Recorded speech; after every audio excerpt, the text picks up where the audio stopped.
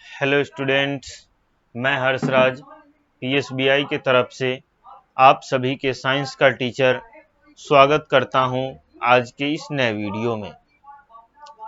आज के वीडियो में हम लोग बात करने वाले हैं आंसर द फॉलोइंग क्वेश्चंस में हमारा कुछ टॉपिक बाकी रह गया था।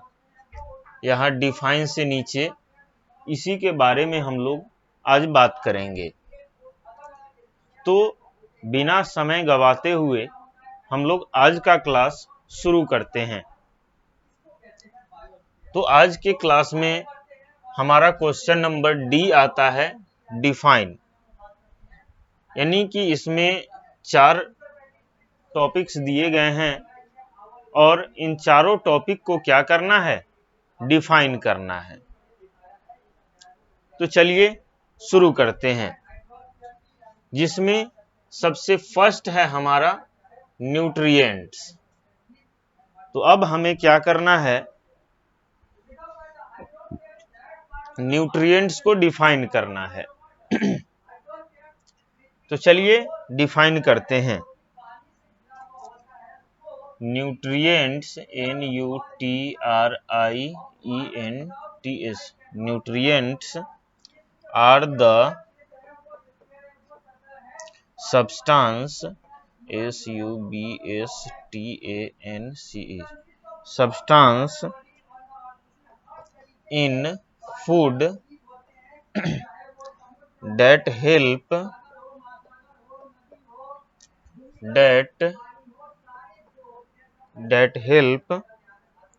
our bodies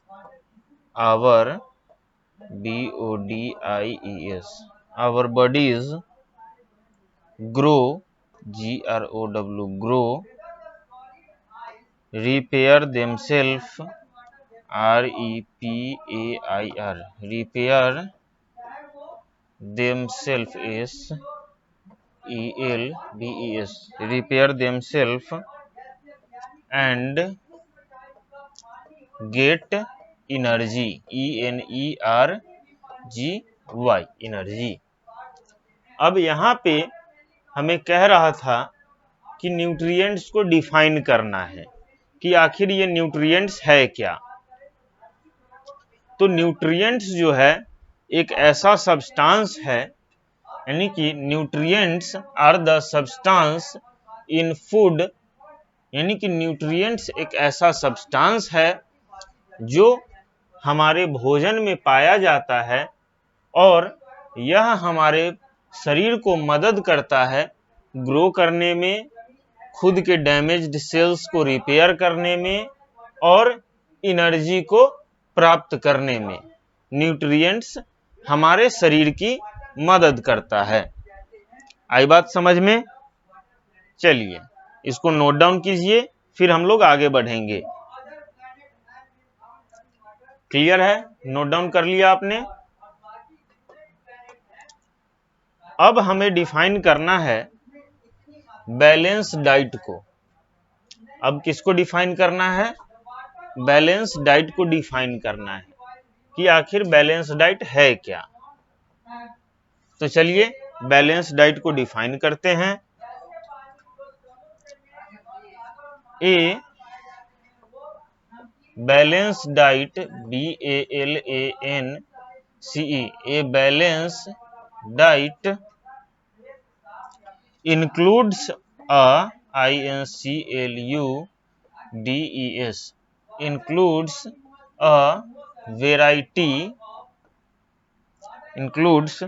a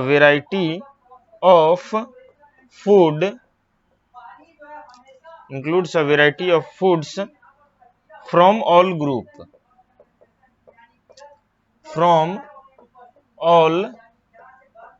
group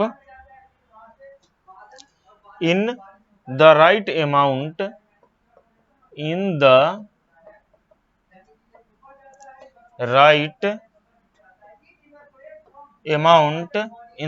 amount to provide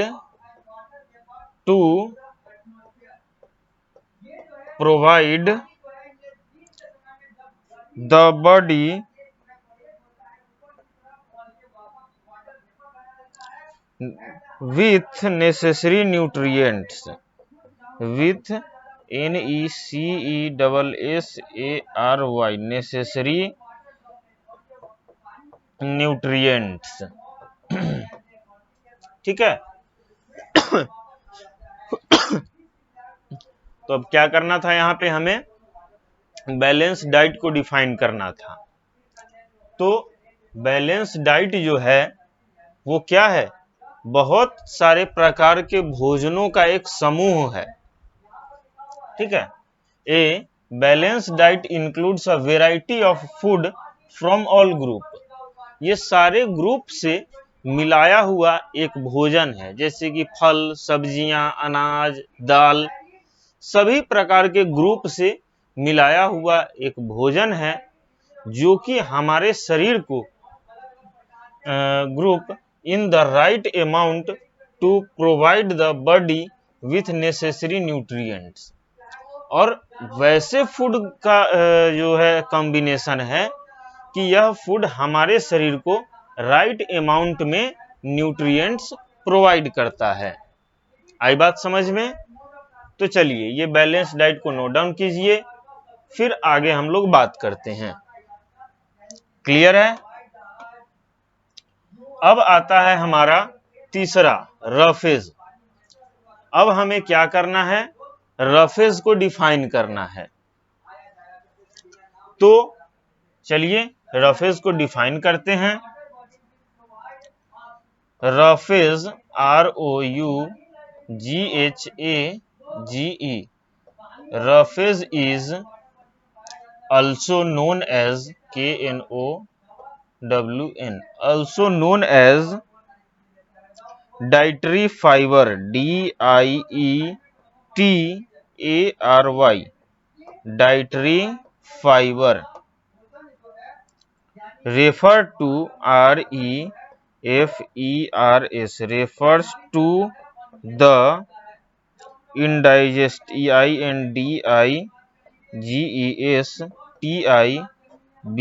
indigestible parts of plant-based food, plant-based food। ठीक है। अब रफेज जो है इसे हम लोग डाइटरी फाइबर यानी कि खाने वाला फाइबर भी बोलते हैं, जो कि हमें प्लांट बेस्ड फूड के इनडाइजेस्टिबल पार्ट से मिलता है। यानी कि ये रफेज जो है ये हमारे शरीर में डाइजेस्ट नहीं होता है, इधर से उधर टहलता रहता है।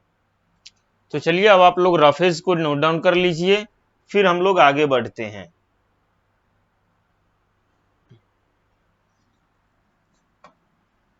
क्लियर है? अब हम लोग बढ़ते हैं फूड प्रिजर्वेशन। अब हमें डिफाइन करना है फूड प्रिजर्वेशन को। तो चलिए फूड प्रिजर्वेशन को डिफाइन करते हैं। द प्रोसेस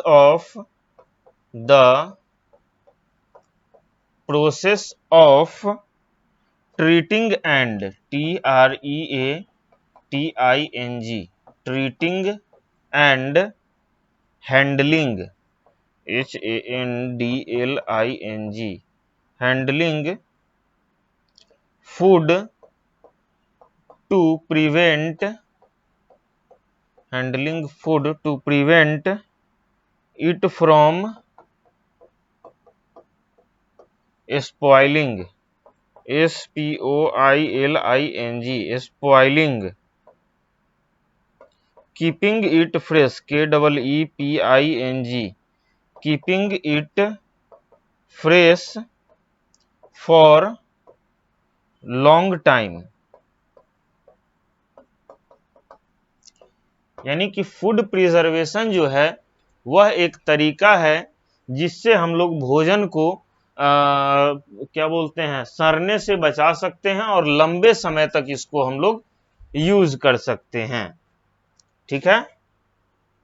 चलिए अब आगे बढ़ते हैं। What happens to the food in the small intestine. अब जो फूड हमारे स्मॉल इंटेस्टाइन में होते हैं उनके बाद उनके साथ क्या होता है, तो चलिए लिखते हैं ई नंबर का आंसर। फूड